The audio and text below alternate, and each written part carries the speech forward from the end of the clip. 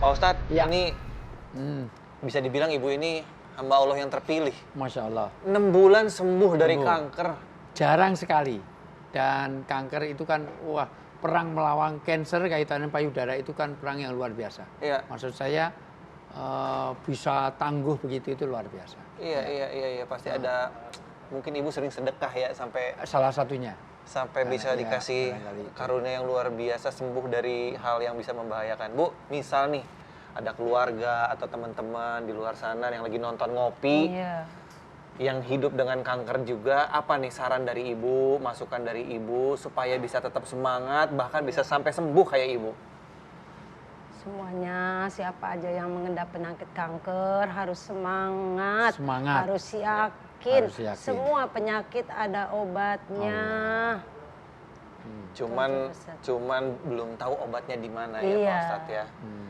Biar terus semangat gimana Bu? Berdoa terus atau gimana Bu? Berdoa terus, jangan lupa sholat itu. Iya, panjang umur ya Bu. Panjang. Mudah-mudahan Ibu sehat terus, keluarga juga sehat terus, bahagia terus Ibu. Amin. Banyak rezekinya. Semangat. Ya. Pak Ustadz, Semangat itu udah poin loh. Iya. Makanya tagline di COVID itu tetap jaga protokol kesehatan, jangan lupa bahagia. Karena kondisi batin itu berpengaruh kepada kondisi fisik. Penyembuhan itu separuh dari penyembuhan, kata Ibnu Sina, diyakini sampai hari sekarang loh, sampai sekarang kedokteran modern, bahwa semangat ada psikosomatis.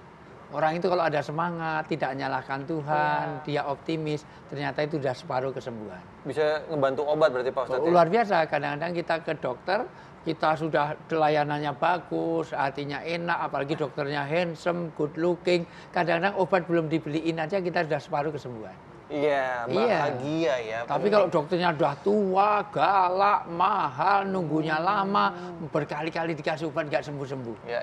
Iya. Tadi Pak Ustadz bilang kalau dapat musibah termasuk penyakit harus ridho, Harus ridho, harus ikhlas, sabar, Gimana coba itu gimana? supaya orang begitu dapat kabar itu tuh kan pasti langsung sedih, marah gitu kan, menyalahkan si A, si B segala macam. Supaya bisa ridho dan ikhlas tuh gimana Pak Ustadz? Yakini bahwa ini adalah jalan kenabian. Jalan kenabian itu apa? Dulu nabi-nabi terdahulu selalu banyak ujian yang lebih berat dari kita. Ya. Karena penderitaan itu sebetulnya itu bisa diringankan dengan melihat orang yang lebih menderita. Ya. Nah, kita itu misalnya ya, Kinos kehilangan sepatu aja, itu merasa sedih banget. Tapi kan nanti kalau ada ketemu Fauzi kehilangan handphone, itu Ada yang lebih berat. ada yang lebih berat, kita lebih ringan loh. Atau kehilangan handphone, ketemu lagi kehilangan motor, itu. Ketemu orang lagi lebih ringan, lebih motor kehilangan mobil, habis kehilangan mobil kehilangan istri. Oh, itu lebih Oh, parah lagi amit-amit misalnya. jangan, Pak Ustadz. Dari sisi ini maka ternyata melihat yang di bawah. Makanya kan Nabi menasihati, kamu kalau urusan agama lihat orang yang lebih menderita dari kamu. Lihat nanti orang-orang para sahabat. Sahabat dulu dalam beragama ujiannya lebih berat. Ada yang dihukum mati, ada yang segala macam lah. Ditimpa batu, dipanggang. Lihatnya dipanas. selalu ke bawah ya Pak Ustadz Ya. ya? Tapi kalau untuk dunia itu untuk begitu. Tapi untuk akhirat, lihat yang lebih menderita, lebih parah, lebih perjuangannya. Tapi kalau untuk dunia, syukuri. Masya Allah. Sangat mungkin itu bagian dari Berarti yang cara menyembuhkan Allah, tapi perantara atau medianya nggak ada macam. yang tahu Iya. walau alam. Yang penting kita tetap usaha. Kalau Iya, dalam bahasanya orang Islam itu, yang penting kita ini yang menghadapi, biar Allah yang mengatasi. Iya. Kita yang menghadapi, kita yang ikhtiar, biar Allah nanti yang menentukan. Yang penting sudah ikhtiar. Iya. Waduh, ini terima kasih Bu udah ngasih banyak pembelajaran, ilmu, informasi. Mudah-mudahan saya yakin sih banyak banget yang mengalami hal seperti Ibu ini. Dengan tadi cerita dari Ibu tambah semangat. Pokoknya kekuatan ilmiah, kekuatan alamiah, kekuatan ilahiyah. Masya Allah, luar biasa. Waalaikumsalam. Ya, Pak. Oh, udah jemput anaknya kali ya? Anaknya udah datang, alhamdulillah. Bu, panjang umur ya Bu, sehat Iya, selalu ya Bu. amin, Terima kasih Bu, terima kasih. Pak Ya, terima Ustadz, kasih. terima Mari, kasih silakan. atas masukannya, Titip biar kembali. saya Jaga tambah kesehatan. dekat. Siap, panjang umur Bu. Salam buat keluarga ya Bu. Mari, silakan. Hati-hati Bu.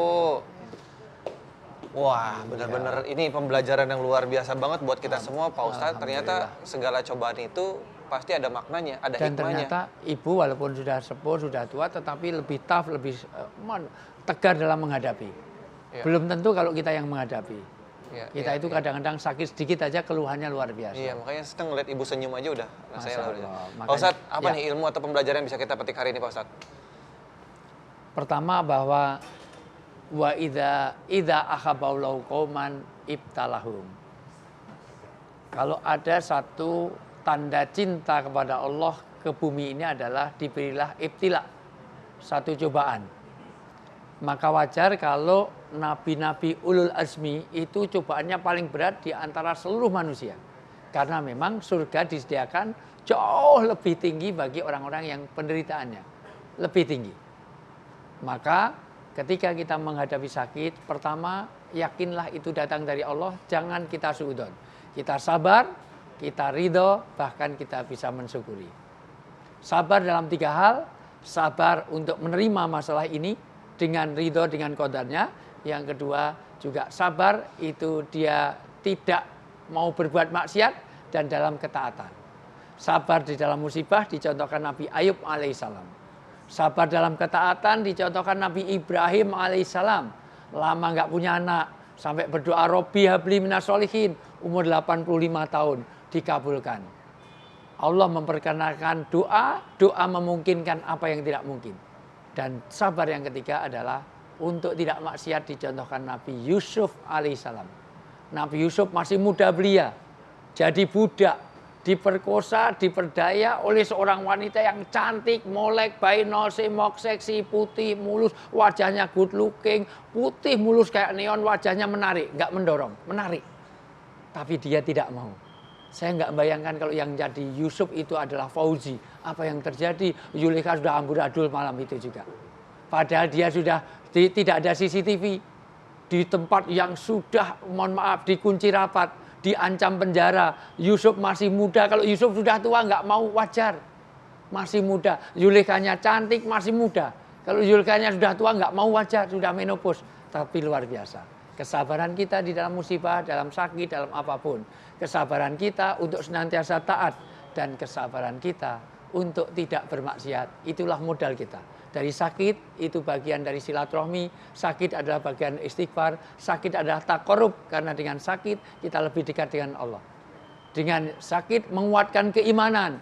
Karena ternyata sehebat apapun, orang itu tidak berdaya. La haula wa la quwata illa billah.